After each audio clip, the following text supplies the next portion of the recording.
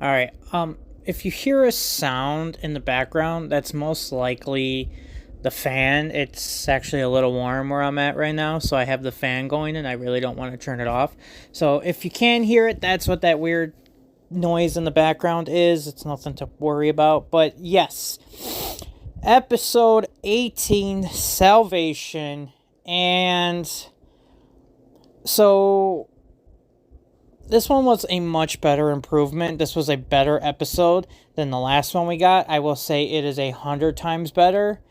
Almost anything would have been better than what we got last episode, because that last one I cannot stand. I hated that episode. This one had some stuff in it I just didn't care about too much.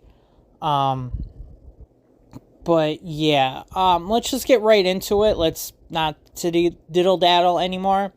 So, basic summary of this episode is there is a angry resident of the Glades who is embarking on killing and kidnapping people for who have done wrong in the area of the Glades. Like, he's almost getting revenge for what happened to his wife, and because of these people, they all need to be punished because of his wife dying. It's their fault, basically. Meanwhile, Malcolm and Moira are trying to still figure out who attempted the assassination on his life. So Mama Queen's got to try and figure out what she's going to do about that. Does she, try to hide it? Do they try to run away from it? They're just trying to figure out what to do before Malcolm figures out that it was her, that she was involved. So they're dealing with that. Flashback scenes is them trying to get Yao Fei, trying to get off the island. There's just so much going on there, and it's getting so much better. I will say, I still am loving that whole situation of them trying to figure out how to get off the island, trying to figure out what Fires is doing on the island with that missile. Like, there's just a lot going on there. So overall, this episode got a 70% on Tomatoes. I don't know why they don't give me the audience score too, because I would love to see what they say about these episodes, and it just doesn't do that anymore. So I'm not really sure what the issue is with that, but that kind of sucks. I decided to give this a C plus. It could be, I could put it as a B minus as well. Like, it could be a B minus or a C plus. It could be either one of those. And some of the pros for it that makes it like that is the intro to the villain. Like, right away, you are already intense. You're on your toes. This guy is threatening. He seems so dark. He gives off a different energy that we have not seen. And maybe it's because we haven't had good villains in the last couple of episodes.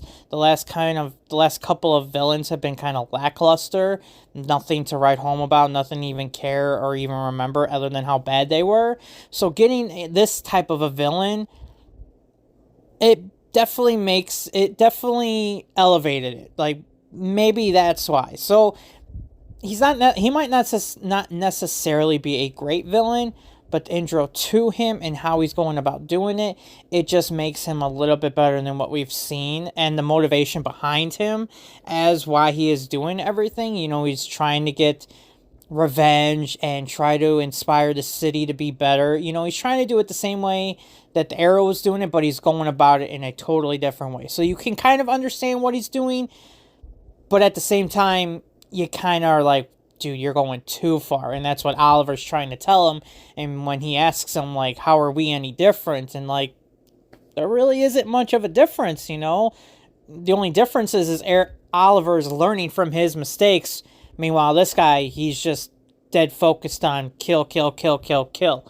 He's not trying to give anybody a second chance. He doesn't think they deserve it. So I like that. I also liked that he was a little bit smarter than Felicity, to the point where Felicity was doubting her skill.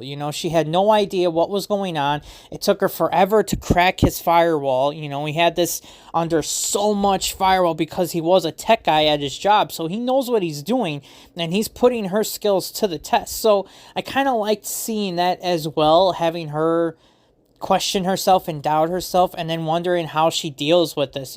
She's never seen anybody die, so now she's got to try and figure out how to live with this on her conscience, and like she even says, like, I'm not seeing anybody, but if I was, how do I go and tell them what I just dealt with today, considering this is all a secret op, I can't tell anybody, but how do I go about living knowing I have this on my mind, that this is in the back of my head, I'm going to be focused on it, what do I do about that? So I kind of like that. It kind of made her relevant in this episode to the point where she's doubting her skill and she can't figure out where everything is, she's not as smart as she might think she is, and then maybe it put her in her place a little bit to like realize like a reality check, like, oh crap, I need to hone my skills and get better, just like Oliver's trying to get better at his craft, I need to get better at mine. So I kind of liked how she had that little bit of doubt in her mind of things could go really wrong for her. So I really like that. I appreciate that. Obviously the flashback scenes are always a win. I love the story that's being told. You're learning new and more things going on, like Yao Fei's daughter, which, you kind of figured that's what it was.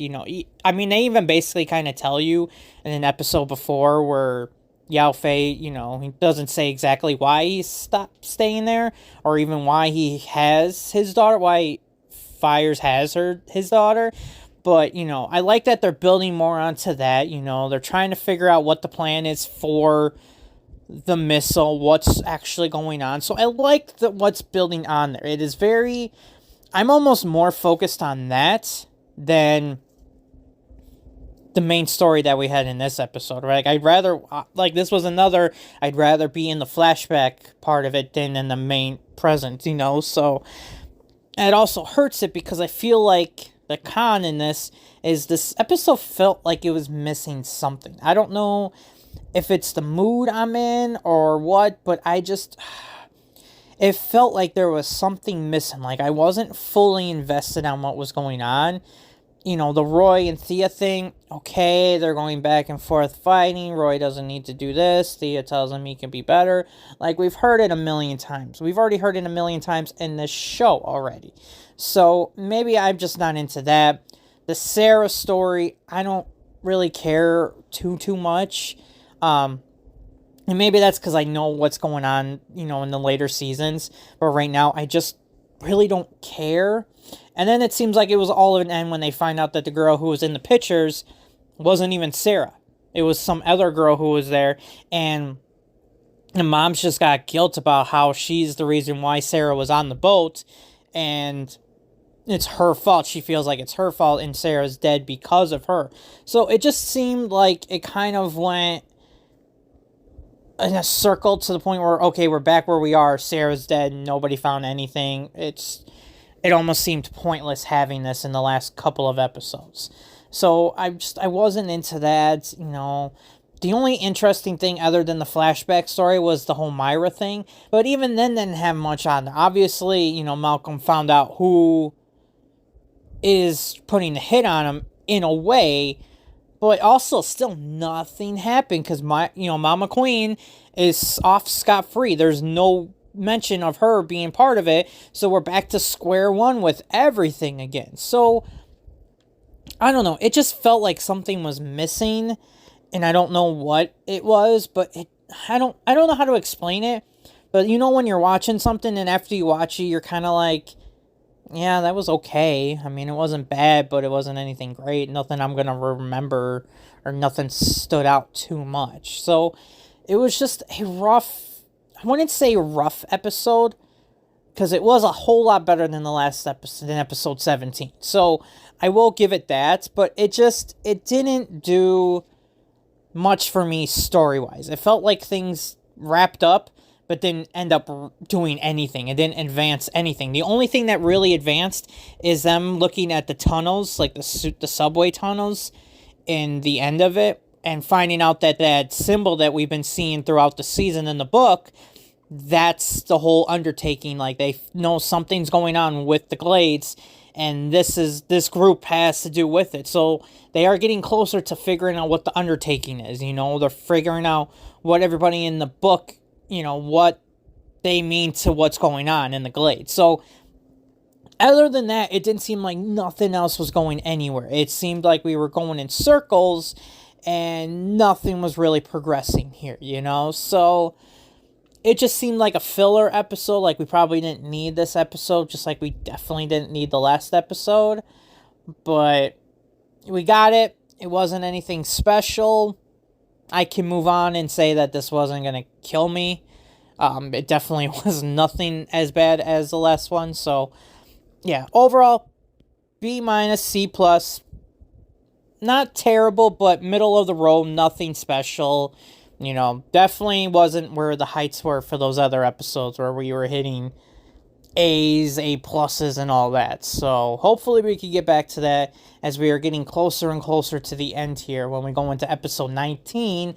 And then after that, it's 3 more episodes. So we're getting close. Season's almost coming to an end, and I cannot wait to see what ends up happening at the end. So until the next episode, I will see you soon.